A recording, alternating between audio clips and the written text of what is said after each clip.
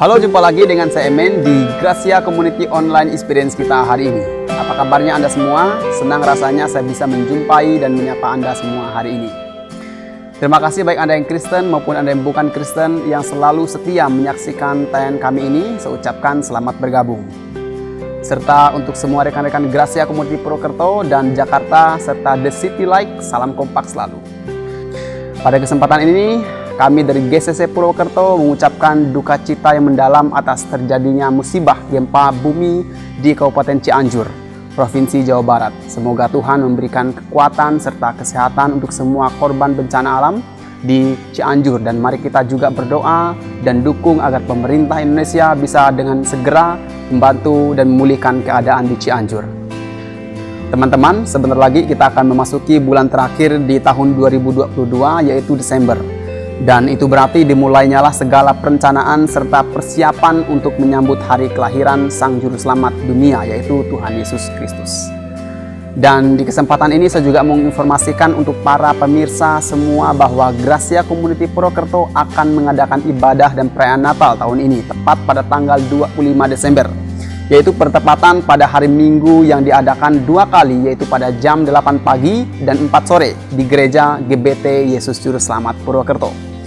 Dan pada perayaan Natal tahun ini pun seperti tahun-tahun sebelumnya, GCC Purwokerto mengadakan aksi sosial Natal untuk warga yang membutuhkan di gereja dan warga sekitar STT Soteria Kepenger Baturaden. Dan kita bersyukur masih bisa terlibat di pekerjaan Tuhan yang luar biasa ini melalui GCC Purwokerto. Dan bagi Anda yang rindu berpartisipasi untuk aksi sosial dan perayaan Natal tahun ini, bisa mentransfer ke rekening gereja dengan diberi keterangan untuk Natal. Semoga Natal tahun ini bisa berjalan dengan lancar dan aman dan bisa memberi dampak yang positif serta memotivasi semangat juang yang tinggi untuk kita semua dalam menghadapi situasi dunia yang tidak menentu dan di tengah pandemi yang belum berakhir serta bayang-bayang resesi dunia. Mari terus bersama kita dukung dalam doa agar Tuhan senantiasa memberkati bangsa Indonesia ini. Dan sebentar, Pastor Yaaro akan menyampaikan renungan firman Tuhan untuk kita semua dengan tema 3H. Apa itu 3H? Kita akan saksikan apa dan bagaimana 3H itu. Namun sebelumnya, rekan saya Betty, Kim Ham, dan Victor bersama GCC Band akan menyanyikan sebuah lagu. Dan untuk informasi, tayangan khotbah dan pujian hari ini adalah rekaman ibadah minggu lalu dan semuanya telah melalui protokol kesehatan yang ketat. Jadi teman-teman semua, jangan kemana-mana dulu, tetap stay di channel ini. God bless you.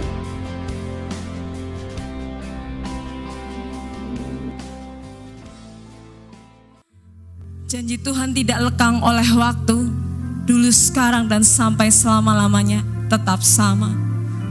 Terima kasih Tuhan. Kami bersyukur Tuhan.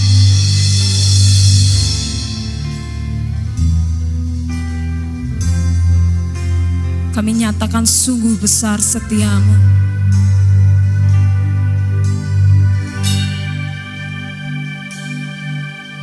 Sungguh besar setiamu, Kau nyatakan bagiku. Terima kasih Tuhan. Kau Bapa yang selalu isi hatiku,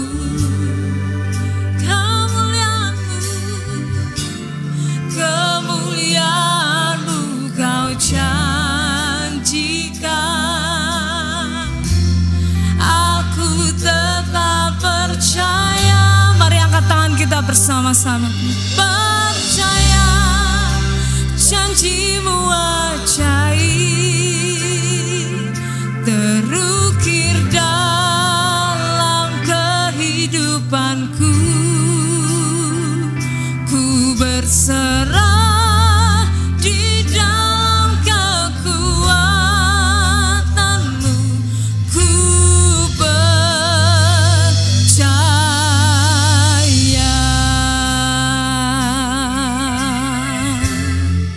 Sebab kami tahu Tuhan, sungguh besar setiamu. Sungguh besar setiamu,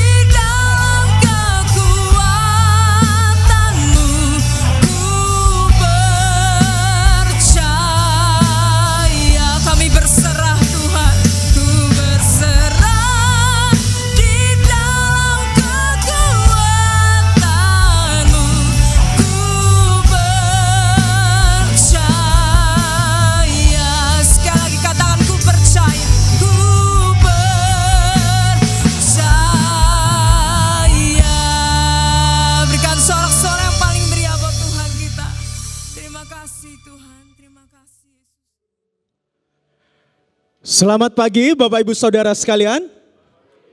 Bagaimana kabarnya hari ini? Luar biasa ya, puji Tuhan. Kita bisa bertemu kembali dalam ibadah pada hari ini. Siapa di sini yang suka nonton film India? Atau pernah nonton India lah?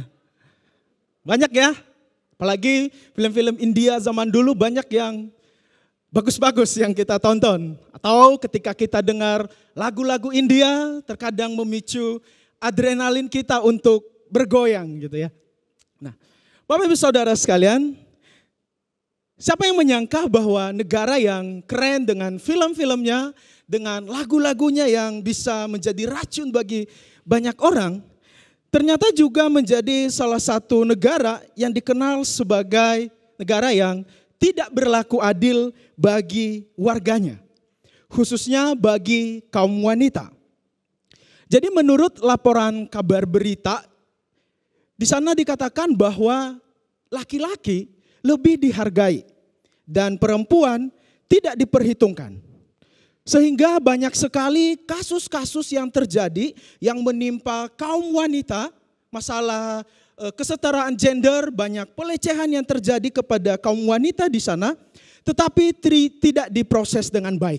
Sehingga banyak para kaum wanita yang mencoba untuk menuntut hak mereka, menuntut keadilan, tetapi mereka tidak mendapatkannya. Diskriminasi masih terus mereka dapatkan, khususnya kaum wanita yang berada di negara tersebut. Bahkan karena bayi yang akan lahir itu berjenis kelamin perempuan, maka mereka akan membunuh atau mengaborsi bayi tersebut. Saking tidak senangnya mereka dengan kaum wanita. Nah, jadi yang seharusnya manusia itu diperlakukan adil, apalagi di tengah zaman yang sudah maju saat ini, tetapi masih ada aja oknum-oknum yang seperti itu yang tidak berlaku adil. Cerita yang lain, salah satu tokoh mitologi Yunani, ada seorang tokoh yang bernama Medusa. Nah, mungkin kita pernah menontonnya ya. Medusa ini adalah seorang perempuan yang digambarkan sebagai seorang perempuan yang memiliki rambut ular. Nah, kalau di film-filmnya, siapapun yang akan menatap mata dari Medusa ini akan menjadi batu.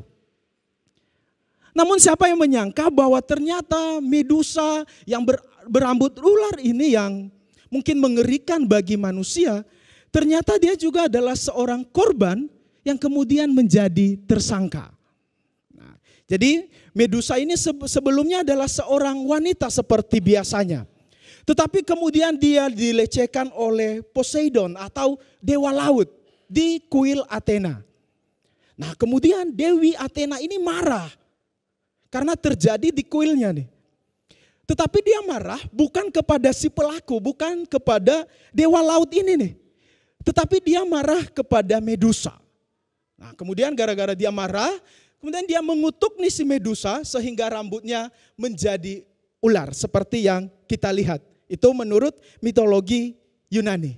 Yang seharusnya dia adalah korban yang harus dibela, tetapi dia menjadi tersangka. Bahkan menjadi salah satu tokoh yang cukup mengerikan. Nah, ternyata Bapak Ibu Saudara sekalian, tidak di dunia nyata, tidak di dunia mitologi Yunani, ketidakadilan itu pun ada. Dan ketidakadilan bisa kita temukan ada di mana-mana. Yang terkadang yang tidak bersalah justru menjadi bersalah. Dan mirisnya di negara kita juga ya ada beberapa kasus itu. Ada seseorang yang kemudian ditangkap bertahun-tahun di penjara. Tetapi kemudian dia dilepaskan, dikeluarkan dari penjara karena ternyata dia tidak bersalah. Namun yang lebih mirisnya lagi, dia tidak mendapatkan keadilan. Dia tidak mendapatkan kompensasi sedikit pun dari pemerintah. Gara-gara ketidakadilan yang dia dapatkan. Nah, kita sering sekali mencari keadilan, tetapi terkadang yang kita jumpai adalah ketidakadilan ya. Makanya kadang ada orang yang mengatakan bahwa hidup ini tidak adil. Tetapi saudara, bagaimana jika justru ketidakadilan itu kita terima dari Tuhan? Loh, emang Tuhan bisa tidak adil? Selama ini kita diajarin bahwa Tuhan itu adil. Nah, tapi bagaimana jika ketidakadilan itu justru kita terima dari Tuhan? Nah, sebelum Bapak Ibu marah sama saya, mari kita buka Alkitab kita dari Matius 20 ayat 1 sampai 16. Matius 20 ayat 1 sampai 16. Karena ayatnya cukup panjang, saya akan baca beberapa bagian saja bagi kita semua. Matius 20 ayat 1. Adapun hal kerajaan surga sama seperti seorang tuan rumah yang pagi-pagi benar keluar mencari pekerja-pekerja untuk kebun anggurnya. Setelah ia sepakat dengan pekerja-pekerja itu mengenai upah sedinar sehari, ia menyuruh mereka ke kebun anggurnya. Kira-kira pukul 9 pagi, ia keluar pula. Dan dilihatnya ada lagi orang-orang lain menganggur di pasar. Katanya kepada mereka, pergi jugalah kamu ke kebun anggurku, dan apa yang pantas akan kuberikan kepadamu. Dan mereka pun pergi.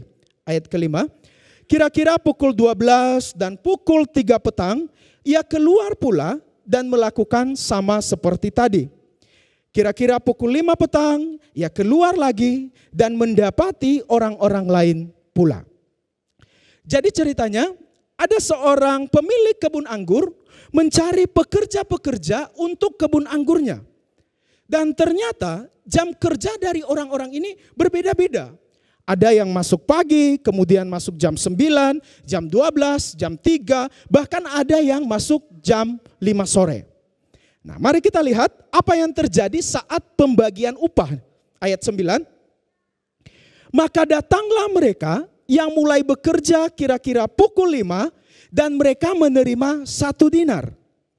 Kemudian datanglah mereka yang masuk terdahulu, sangkanya akan mendapat lebih banyak. Tetapi mereka pun menerima masing-masing 1 dinar juga. Ketika mereka menerimanya, mereka bersungut-sungut kepada tuan itu. Nah, ternyata Bapak Ibu Saudara sekalian, mereka menerima upah yang sama, yakni 1 dinar. Tidak peduli berapa lama mereka sudah bekerja. Mungkin kalau kisah ini terjadi di dunia modern saat ini, pasti pemilik kebun anggur ini sudah didemo sama karyawannya. Dan kalau dibawa ke pengadilan, pasti si pemilik anggur ini akan kalah. Karena dia curang, karena dia tidak berlaku adil. Dan kita pasti berempati dengan karyawan-karyawan yang mulai bekerja dari pagi sampai sore dengan setia bekerja. Tapi masa mendapatkan upah yang sama dengan orang yang bekerja hanya 3 jam atau 1 jam. Jadi satu hal yang tidak adil. Tapi Bapak Ibu Saudara sekalian, yang aneh dari teks ini adalah justru Yesus itu mengatakan bahwa demikian jugalah kerajaan Allah. Jadi kerajaan Allah diumpamakan seperti cerita ketidakadilan yang dialami atau didapatkan oleh karyawan yang masuk dari pagi. Kok bisa kerajaan Allah diidentikan dengan ketidakadilan? Selama ini kita diajarin bahwa Tuhan itu adil. Dan kalau memang hidup ini mungkin tidak adil bagi kita, tetapi Tuhan pasti adil, bukan? Tetapi kenapa Yesus memakai perumpamaan ini? Perumpamaan ketidakadilan untuk menggambarkan kerajaan Allah. Sebelumnya, sebelum teks yang kita baca tadi, para murid dan Yesus sedang berada di dalam perjalanan. Dan murid-murid itu bertanya-tanya tentang upah yang mereka dapat gara-gara ikut Yesus. Jadi kalau kita lihat di pasal sebelumnya 19 ayat 27, di sana Petrus bertanya sama Yesus, Tuhan, kami ini sudah meninggalkan segala sesuatu nih, meninggalkan pekerjaan, bahkan mungkin keluarga untuk mengikut Engkau. Jadi, apakah yang akan kami peroleh? Nah, murid-murid mempertanyakan hal ini tentang upah. Kemudian Yesus menjawab pertanyaan mereka ini dengan perumpamaan yang kita bacakan tadi. Di sana Yesus mau menunjukkan bahwa kerajaan Allah itu bukan tentang upah, tetapi tentang hak istimewa dipercaya oleh Sang Raja Sorga. Nah, ini yang menjadi bottom line dari khotbah kita pada hari ini, bahwa kerajaan Allah bukan tentang upah, tetapi tentang hak istimewa dipercaya oleh Sang Raja Surga. Saudara, sebagai orang yang percaya kepada Tuhan, kita adalah orang-orang yang terlibat dalam kerajaan Allah. Kita terlibat dalam pekerjaan Tuhan. Entah itu di gereja, di organisasi, di tempat kita bekerja, di dalam lembaga keluarga, semuanya itu adalah bagian dari kerajaan Allah. Tetapi yang menjadi pertanyaannya adalah, kita berada di posisi mana di dalam kerajaan Allah? Bagaimana kita melihat keterlibatan kita di dalam pekerjaan Tuhan? Nah, hari ini saya mau mengajak kita untuk memeriksa kembali posisi kita, cara kita melihat keterlibatan kita dalam pekerjaan Tuhan. Jadi yang pertama, ada dua cara melihat keterlibatan kita dalam kerajaan Tuhan. Kita itu bisa melihat diri kita sebagai pekerja upahan. Saya memberikan istilahnya di sini hands ya. Setelah itu kita memeras otak kita untuk memikirkan apa yang harus dilakukan, dengan tujuan untuk mencapai hasil yang menyenangkan hati kita. Apa artinya? Artinya begini. Tadi kita melihat teks yang sudah kita baca. Para pekerja kebun anggur yang masuk di jam-jam pertama, yang masuk di pagi hari, mereka itu melihat diri mereka sebagai pegawai upahan yang memang disuruh bekerja oleh majikan si pemilik kebun anggur. Sehingga mereka terus berpikir apa yang harus dilakukan untuk bisa bertahan kerja sampai sore hari.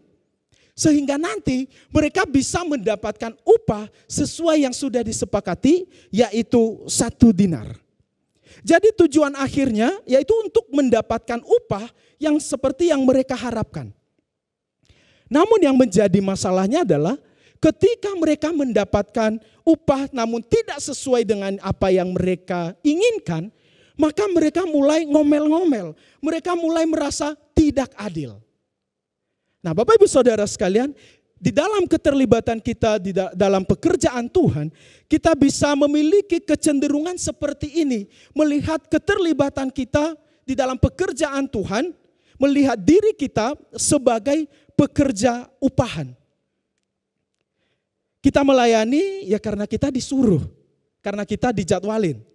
Kita bertanggung jawab terhadap pekerjaan kita ya karena disuruh. Kita setia dalam pekerjaan ya karena disuruh sama firman Tuhan.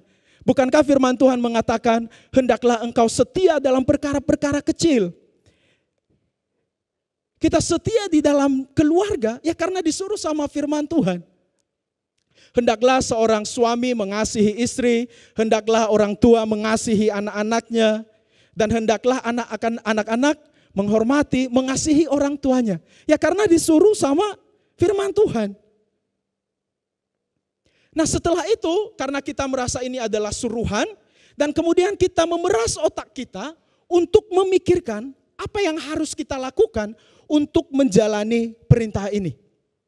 Mungkin kita mengatur jadwal, memikirkan untuk mengatur jadwal latihan, berusaha untuk bekerja, banting tulang untuk menghidupi keluarga. Dan semua itu nanti kita lakukan sebagaimana layaknya seorang pekerja, maka goalnya adalah untuk mendapatkan upah yang menyenangkan hati kita. Ya puji Tuhan kalau dapat feedback yang baik. Tetapi kan tidak selalu kita bisa mendapatkan apresiasi dari apa yang kita kerjakan, bukan? Nah, ini yang menjadi masalahnya. Ketika hasil kerjanya tidak diapresiasi, tidak mendapatkan pujian, maka dia mulai marah, mulai jengkel, dan mulai merasa tidak adil. Saya diperlakukan tidak adil. Nah, kita bisa melihat posisi kita seperti itu. Tetapi kita juga bisa melihat posisi kita dengan cara yang kedua. Yaitu, ketika kita dipercayakan untuk mengerjakan sesuatu, justru hati kita bersyukur karena dipercaya. Nah, ini yang saya sebut dengan heart, mulai dari hati terlebih dahulu. Para pekerja yang masuk kerja belakangan, apalagi yang baru mulai bekerja jam 5, yang seharusnya mereka sudah tidak bisa lagi mendapatkan pekerjaan karena sudah malam, mau kerja apa lagi. Tetapi ternyata pemilik kebun anggur memberikan kepercayaan kepada mereka untuk bekerja. Nah, jika kita orang-orang yang mendapatkan kesempatan di jam 5 sore untuk bekerja, bukankah hati kita juga melimpah dengan syukur? Para pekerja yang datang belakangan, mereka tidak lagi mengharapkan upah. Karena mereka tidak layak untuk mendapatkan upah. Tetapi mereka mungkin berpikir, kok bisa ya? Saya masih diberi kesempatan untuk bekerja. Padahal jam kerja sudah selesai. Tapi kita masih diberikan kesempatan untuk bekerja.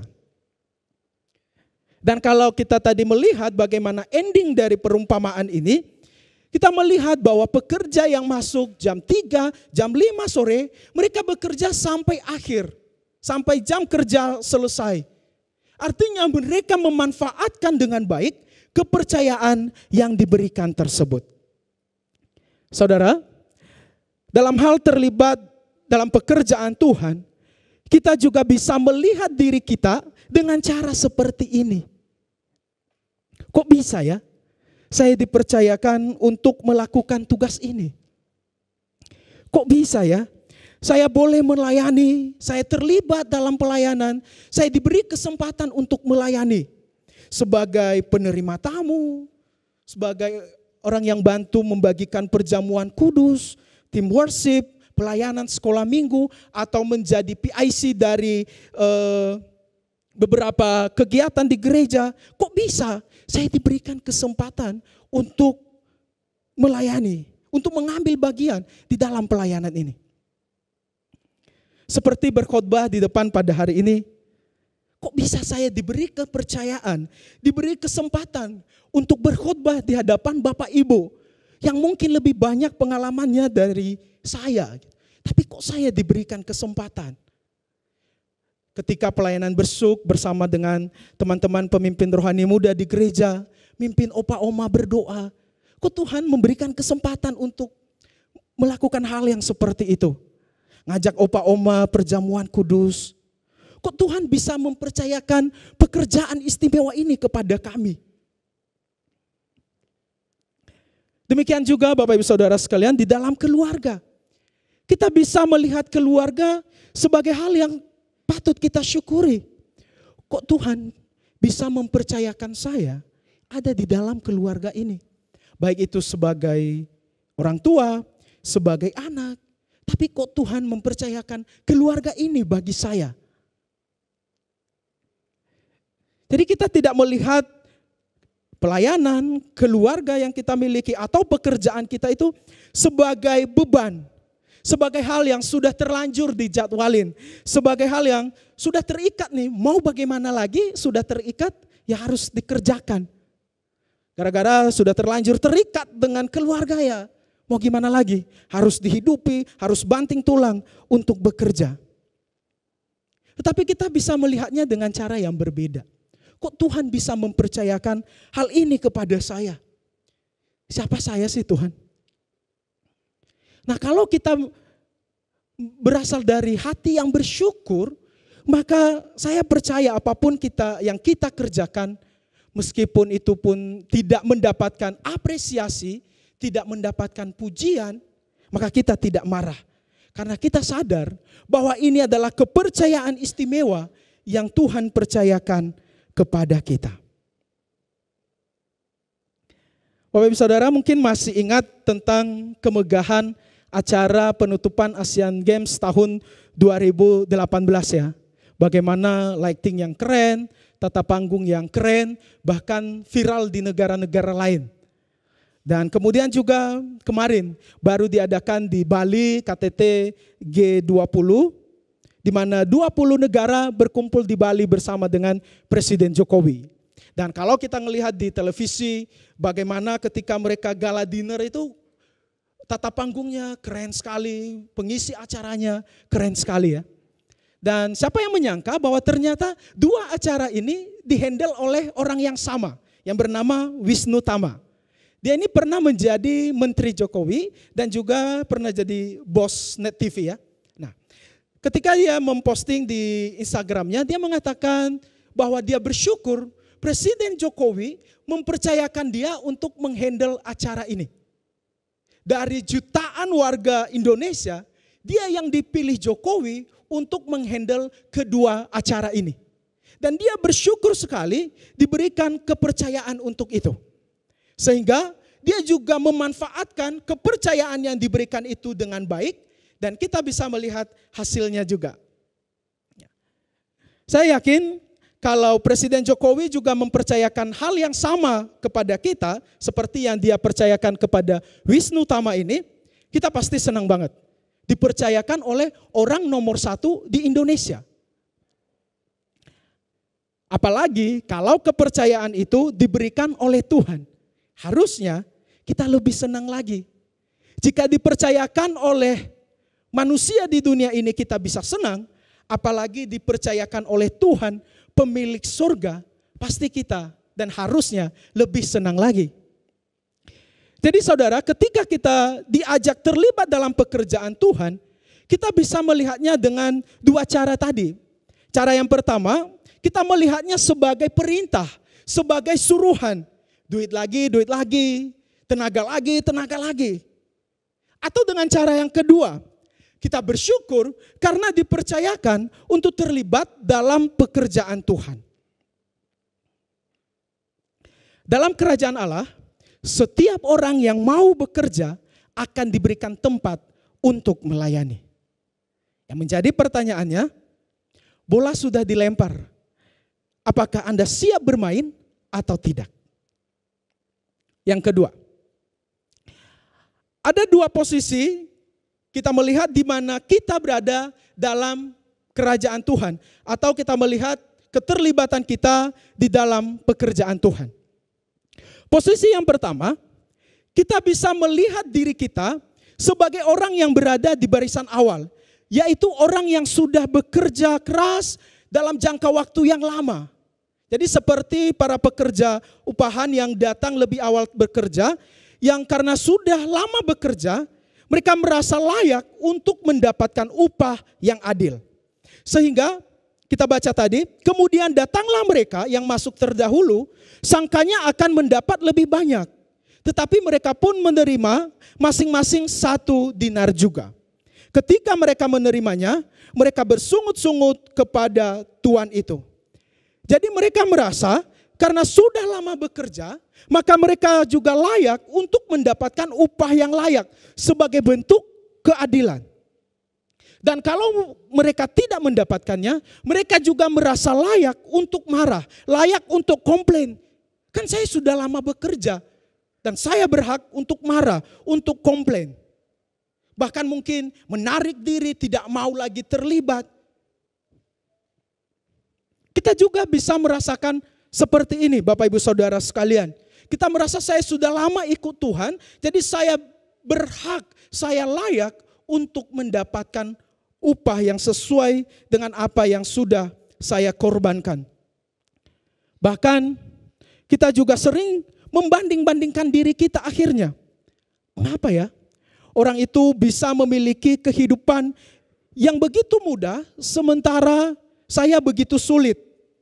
Padahal saya sudah lama percaya sama Tuhan.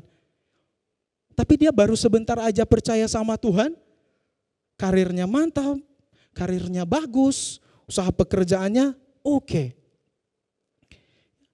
Jadi ketika kita melihat orang lain yang mungkin tidak se-effort kita bekerja, tidak se-effort kita melayani, tidak selama kita melayani, tetapi mendapatkan berkat yang sama atau mungkin lebih dari kita, maka kita mulai marah. Kita menggerutu, bahkan mungkin kita menarik diri. Udah, saya tidak mau lagi ikut Tuhan. Namun saudara-saudara, saya mau mengingatkan kita bahwa janganlah kita menyia-nyiakan energi kita untuk membanding-bandingkan hidup kita dengan orang lain yang tampaknya memiliki kehidupan yang lebih baik dari kita. Jangan membanding-bandingkan nasib kita dengan orang lain. Tetapi bersukacitalah bahwa kita bekerja untuk Tuhan yang murah hati.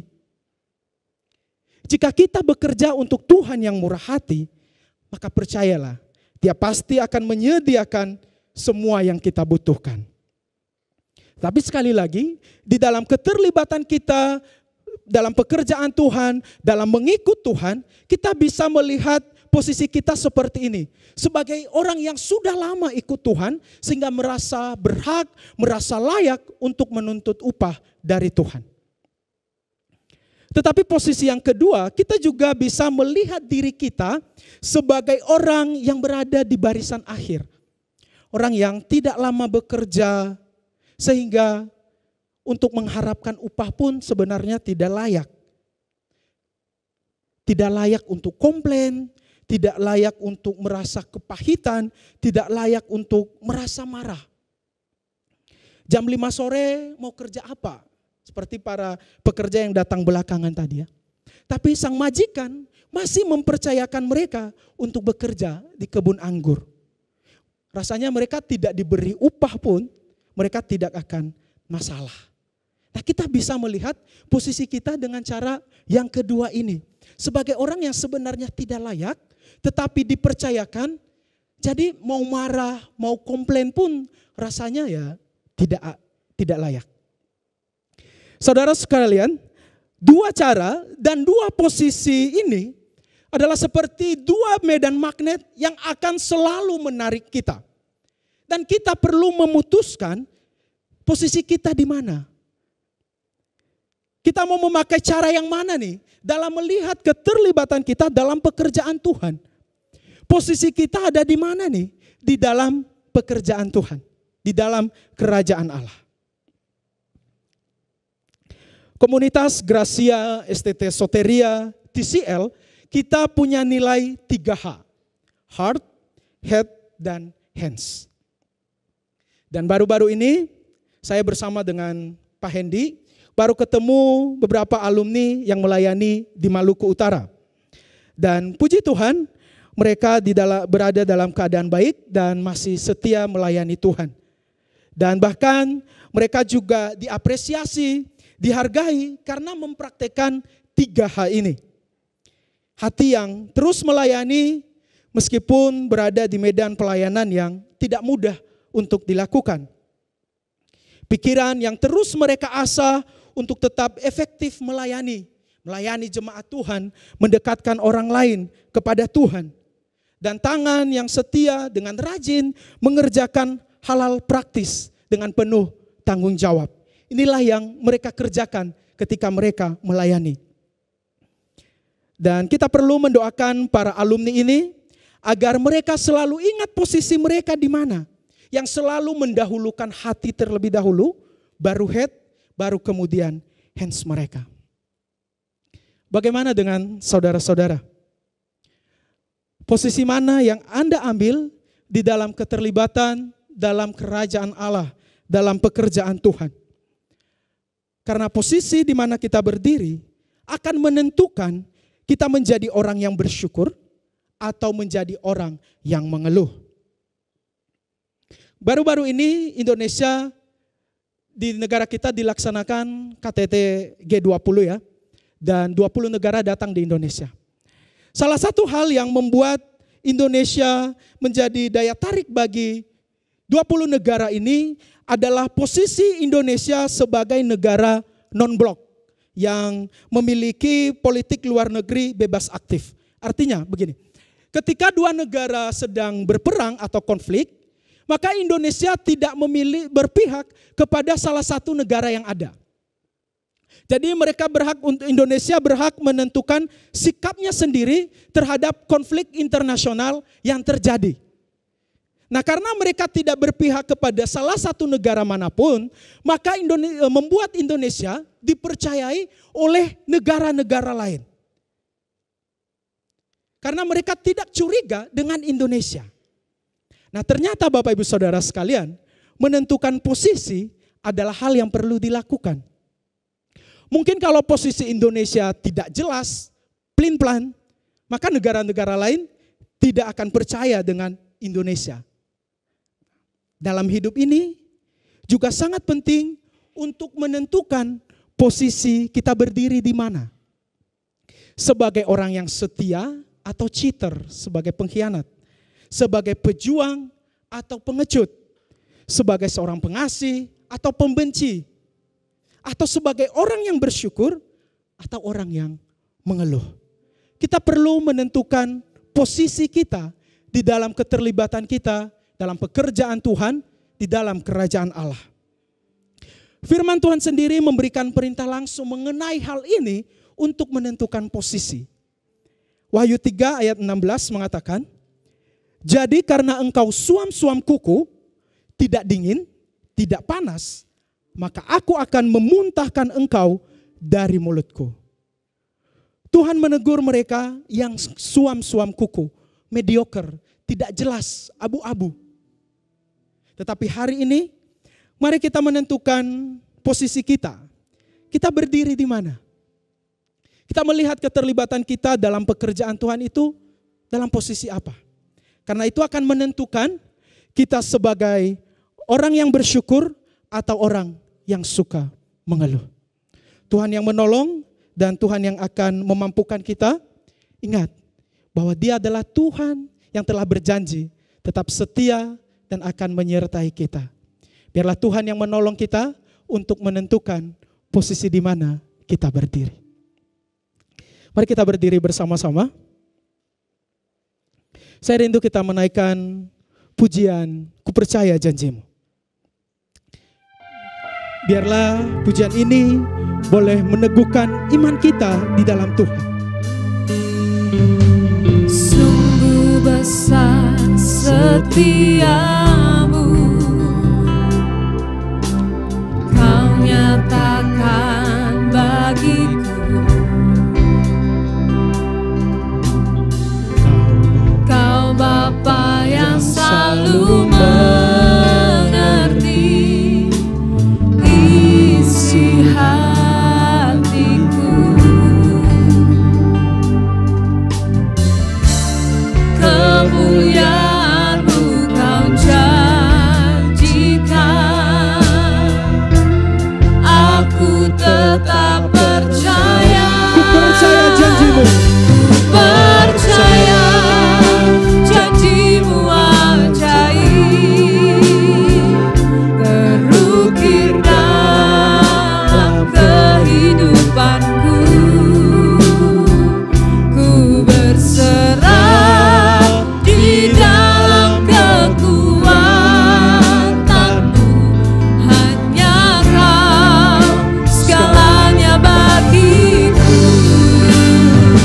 Ku percaya janji-Mu ajaib, terukir dalam kehidupanku. Ku berserah di dalam kekuatan-Mu.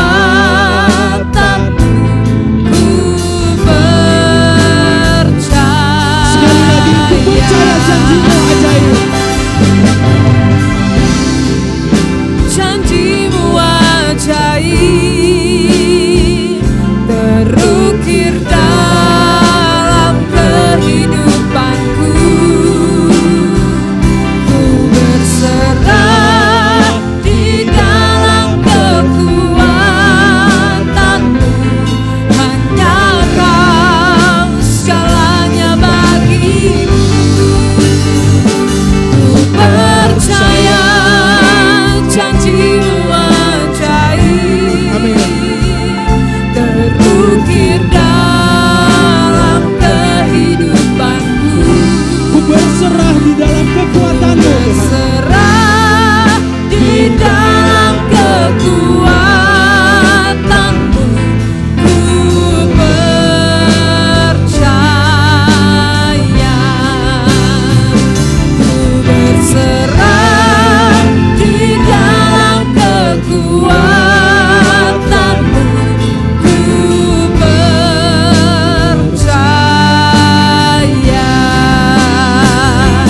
Ku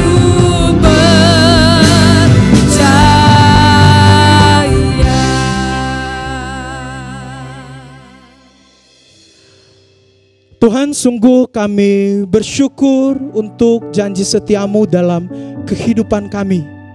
Dan kami sangat bersyukur juga Tuhan, jika di dalam perjalanan kehidupan kami mengikut Engkau, Engkau tidak pernah meninggalkan kami.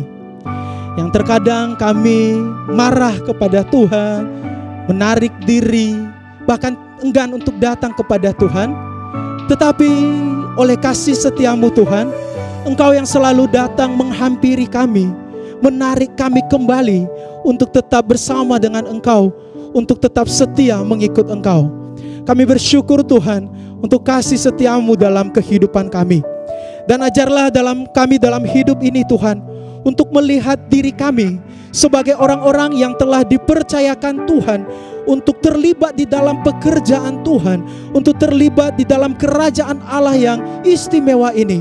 Tuhan, tolonglah kami, berikanlah kami hati yang boleh melihat dan hati yang bersyukur, sehingga ketika kami mengerjakannya dengan limpahan syukur daripada Tuhan, bukan karena hanya mendapatkan pujian upahan semata, tetapi karena memang Tuhan mempercayakan kepercayaan istimewa ini bagi kami semua. Terima kasih Tuhan, pada hari ini juga Engkau memberikan kepada kami anak-anak-Mu boleh melayani Engkau pada hari ini di dalam ibadah hari ini. Sungguh Tuhan, ini adalah kepercayaan istimewa yang Tuhan berikan kepada kami.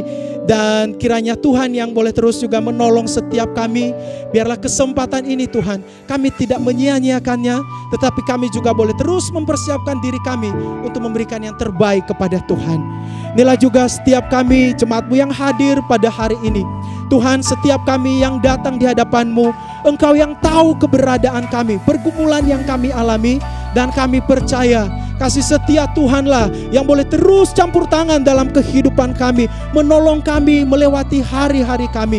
Setiap kami yang mungkin hari ini Tuhan datang dengan pergumulan hidup, Tuhan Engkau yang campur tangan, Engkau yang memberikan jalan keluar kepada setiap kami jemaat-Mu. Setiap kami yang datang dengan keputusasaan, mungkin dengan segala pergumulan yang dialami, Engkau saja ya Tuhan yang memberikan pengharapan, Engkau yang meneguhkan kepercayaan kami kepadamu, bahwa Engkau selalu ada menemani kami di dalam hari-hari kami yang terkadang mungkin tidak mudah untuk kami lalui. Tapi kami bersyukur Tuhan untuk hari-hari yang kami lalui bersama dengan Engkau. Engkau telah memberkati kami, Engkau telah memberikan kesehatan, kekuatan kepada kami. Dan kami memohon belas kasih Tuhan, biarlah itulah yang akan terus menyertai kami sepanjang minggu yang akan kami jalani. Engkau yang boleh memberkati setiap pekerjaan kami, dan Engkau yang terus menolong kami Tuhan untuk sadar dan bersyukur kepada Tuhan. Engkau yang memberkati juga ya Tuhan setiap anak-anak muda di tempat ini, di dalam studi mereka. Engkau yang memberkati, Engkau memberkati pergaulan mereka. Biarlah Engkau yang menjauhkan dari hal-hal yang tidak berkenan di hadapan Tuhan. Kami juga berdoa ya Tuhan untuk acara Natal gereja kami yang akan dilaksanakan 25 Desember. Engkau sajalah ya Tuhan yang memberkati beracara di acara Natal ini, sehingga boleh berhasil, boleh memuliakan nama Tuhan. Dan Engkau yang menolong setiap kami jemaat-Mu untuk boleh melihat kembali akan kasih Tuhan, akan pengorbanan Kristus yang telah datang ke dunia ini. Dan kami berdoa untuk setiap rekan-rekan yang akan melayani, terlibat dalam pelayanan nantinya, Tuhan juga yang akan mempersiapkan mereka. Dan segala kebutuhan dana dan segala kebutuhan yang lain yang akan diperlukan untuk mempersiapkan ibadah Natal ini, Tuhan sajalah yang memenuhinya, Tuhan sajalah yang boleh mencukupkannya bagi kami semua. Terima kasih Tuhan, kami bersyukur pada hari ini di dalam ibadah kami, Tuhan telah menyertai, memberkati, memimpin dari awal sampai akhir. Dan kini kami tiba untuk berpisah dari tempat ini, dan biarlah kami boleh membawa berkat yang asalnya dari Tuhan. Tuhan memberkati dan melindungi engkau. Tuhan menghadapkan wajahnya dan memberi engkau kasih karunia. Tuhan menyinari engkau dengan wajahnya dan memberi engkau damai sejahtera. Kasih karunia Tuhan Yesus Kristus dan kasih Allah dan persekutuan Roh Kudus menyertai kamu sekalian mulai dari sekarang sampai Maranatha, Kristus datang kedua kalinya. Dalam nama Tuhan Yesus Kristus, Juru Selamat kami sudah berdoa. Amin.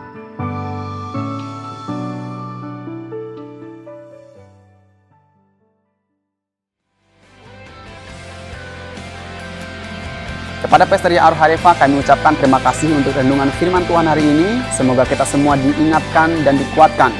dan menjadi pribadi dan pengikut Kristus yang tangguh. Terima kasih juga untuk semua rekan-rekan tim GCC Purwokerto yang sudah melayani hari ini. Anda semua luar biasa. Salam kompak selalu. Saya juga ucapkan terima kasih untuk Bapak, Ibu, dan teman-teman semua yang telah dengan setia dan antusias dalam memberikan persembahan.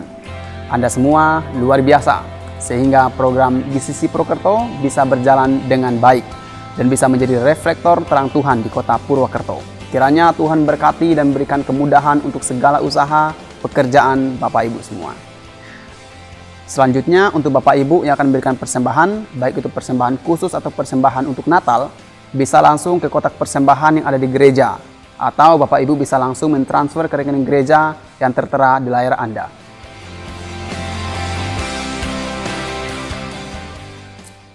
Teman-teman, walau pandemi sudah mereda, tapi mari tetap kita patuhi protokol kesehatan yang ada dengan tetap menggunakan masker, rajin cuci tangan, dan hindari kerumunan.